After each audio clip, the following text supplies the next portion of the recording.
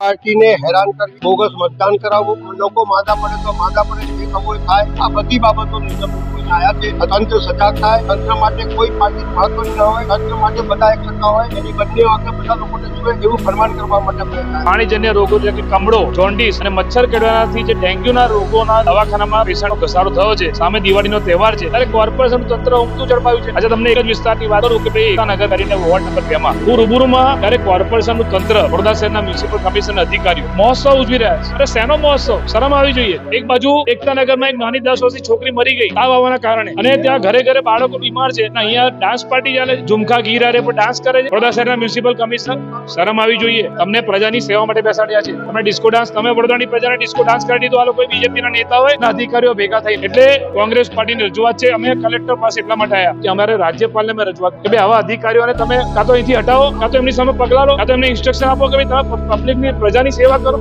Corporation ચૂંટણીની તૈયારીઓ સત્તા પક્ષ કરી રહી, પણ કોર્પોરેશન પાસે મતદાર યાદી નથી. આજે સુધી અત્યાર સુધી એક રાજકીય પક્ષ તરીકે અમને કોઈ મતદાર યાદી આપવામાં આવી નથી. અમે અગાઉ પણ કીધું કે 90 દિવસ પહેલા અમને આવેદન પારે મતદાર યાદી આપો, હજુ સુધી આપવામાં આવી નથી. તો અમે ક્યારે કોંગ્રેસ પાર્ટી અમારે પ્રજા વચ્ચે જઈને વેરિફિકેશન કરાવવાનું હોય વોટર લિસ્ટમાં, તો ક્યારે કરાઈશું?